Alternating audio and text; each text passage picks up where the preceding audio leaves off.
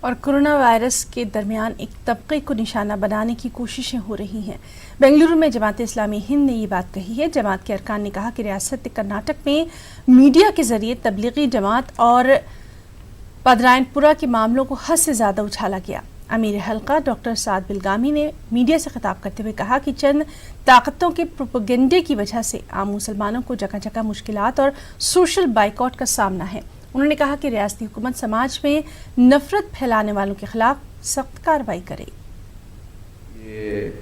COVID-19 کو یہ virus جس طرح پھیل رہا ہے پورے ملک میں بھی اور ریاست میں بھی، لیکن ہمیں یہ معلوم ہو رہا ہے کہ کرناٹک میں یہ فرقہ وارانہ ہم آہنگی جو تھی اسے متاثر ہوتے ہم دیکھ رہے ہیں۔ پورے ملک کے اندر کرناٹک بہت نمایاں طور پر فرقہ وارانہ ہم آہنگی میں بہت نام اس کا تھا۔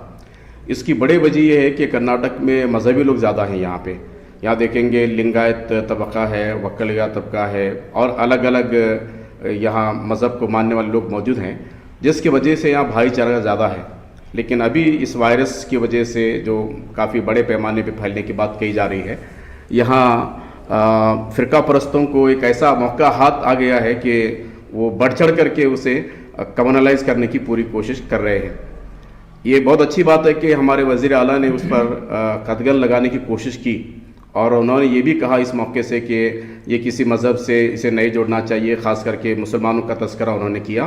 کہ اس طرح کی بیان بازی یا اس طرح کی حرکتیں کرنے والوں پر کارروائی کی بات تو انہوں نے کہی، لیکن ہم دیکھتے ہیں کہ دوسرے دن سے ہی ان کی کیبنٹ کے منسٹر اب پھر وہی بات کہتے ہیں جو وزیر اعلیٰ نہیں کہنے کی بات کہہ رہے تھے۔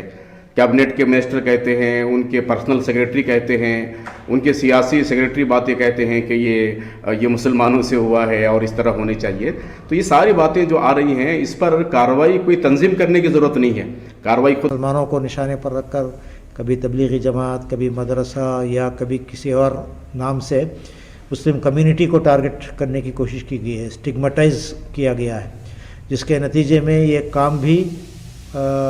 ٹریس کرنے اور کانٹیکٹس کو پہچاننے کا کام بھی مشکل ہو رہا ہے، اور دوسری طرف عام آبادی میں مسلمانوں کے خلاف کرونا جہاد کہہ کر اور کرونا کا واحد ذریعہ کہہ کر جو تصویر ابھاری گئی ہے، اور جس طرح خصوصاً یہاں کے کنرا پریس نے جس طرح اس کو رپورٹ کیا ہے، اس کے نتیجے میں پولرائزیشن بڑھ گیا ہے، ہیٹریٹ کے کرائمز بہت ہو رہے ہیں، اور عام چھوٹے قریوں میں جو مسلم آبادی ہے ان کی عبادت گاہیں بھی پوری طرح مخفل ہیں، اور دوسری طرف ان کو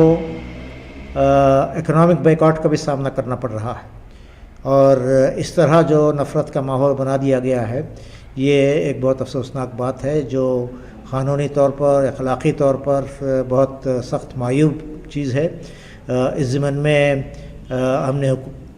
یہاں کے حکام کو متوجہ بھی کیا ہے، پولیس کے ساتھ تعاون بھی کیا ہے، اور اس موقع سے خاص طور پر